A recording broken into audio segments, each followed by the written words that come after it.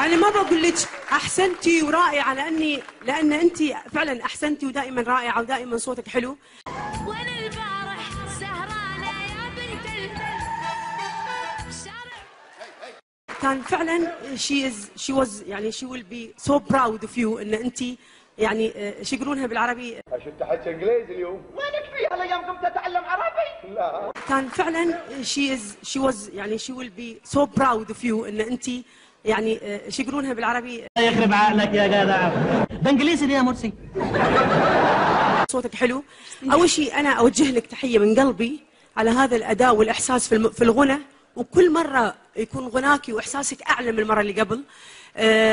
كمان ابغي ارحب وتحيه من هنا الى القاهره.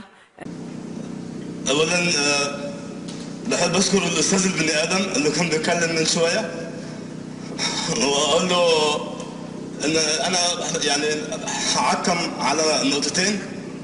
اول واحده التشرد الاطفالي. بالنسبه لتشرد الاطفال، احب اقول ان تشرد الاطفال ده مش موجود هنا بس، بالعكس ابسولوتلي. عن جد بحكي معاه، ما عم بمزح انا.